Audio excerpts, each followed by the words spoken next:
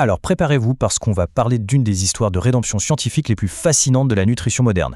Pendant des décennies, cette boisson qu'on connaît tous a vraiment été regardée de travers, n'est-ce pas? On l'a considérée au mieux comme une habitude nerveuse ou au pire comme un vrai vice. Mais devinez quoi? Les recherches récentes ont complètement balayé cette vieille idée reçue.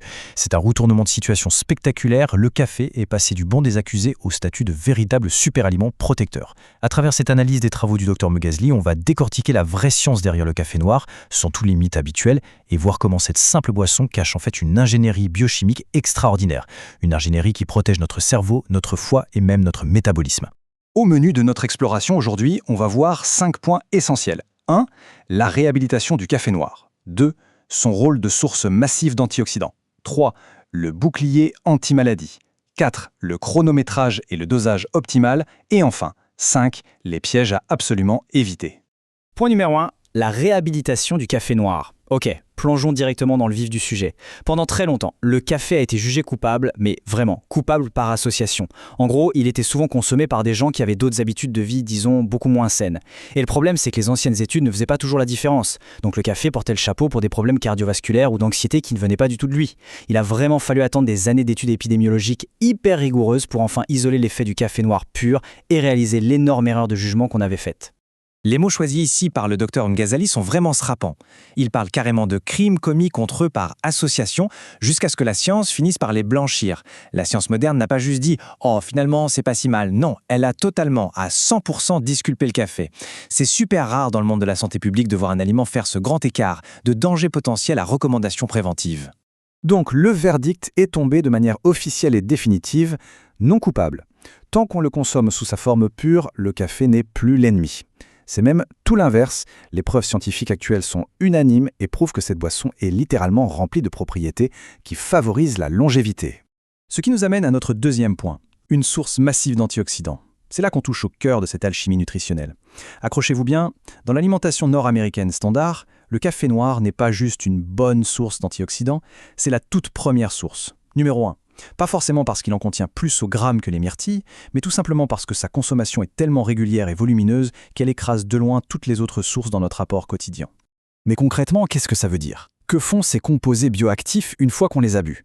Eh bien, au niveau cellulaire, c'est comme si vous envoyiez une véritable équipe de nettoyage d'élite. Ces antioxydants interceptent les radicaux libres bien avant qu'ils n'aient le temps d'endommager nos tissus. C'est notre mécanisme de défense primaire, une ligne de front qui va directement calmer les signaux de stress dans le corps et empêcher les fameuses perturbations métaboliques de s'installer. L'impact de ce grand nettoyage intérieur se résume en 3 bénéfices fondamentaux. 1. Ça réduit drastiquement l'inflammation chronique. Vous savez, ce feu silencieux qui est responsable de tellement de maladies modernes. 2. Ça améliore la sensibilité à l'insuline, ce qui permet à nos cellules de beaucoup mieux absorber l'énergie. Et 3. Ça régule directement le métabolisme du glucose. Ce trio de chocs crée un environnement dans notre corps où les maladies ont énormément de mal à prendre racine. Troisième point, le bouclier contre les maladies. Maintenant, ce qui est vraiment, mais alors vraiment intéressant avec cette armure cellulaire, c'est la manière dont elle défend activement nos organes vitaux contre des maladies bien spécifiques. Si on regarde l'étendue de la protection, c'est juste bluffant. Pour le cerveau, les propriétés neuroprotectrices diminuent de manière significative les risques de Parkinson et d'Alzheimer.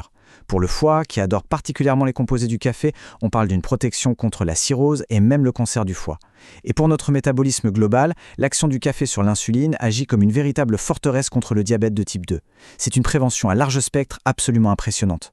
Quatrième étape, et c'est peut-être la plus cruciale, le chronométrage et le dosage optimaux. Car oui, il y a une condition. Pour profiter de tous ces super pouvoirs, on ne peut pas boire son café n'importe quand ni n'importe comment. Il faut être stratégique. Notre corps a sa propre horloge hormonale, et la façon dont la caféine interagit avec elle va décider si le café sera votre meilleur remède ou votre pire perturbateur.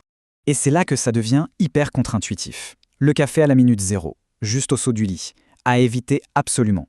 Pourquoi? Parce que pendant les premières 90 minutes qui suivent notre réveil, notre corps produit naturellement son propre pic de cortisol, l'hormone qui nous réveille. Si on boit du café à ce moment-là, on bloque cette production naturelle. La vraie stratégie, la fenêtre magique, elle s'ouvre au bout de 90 minutes. Donc entre 9h30 et 11h30, c'est parfait. Ensuite, on a une deuxième fenêtre entre 14h et 17h. Mais attention, passé 17h, c'est le couvre-feu. Sinon, on va complètement détruire l'architecture de notre sommeil. Et le chiffre clé ici, c'est 4. 4 tasses par jour, c'est la limite supérieure stricte. C'est la ligne rouge.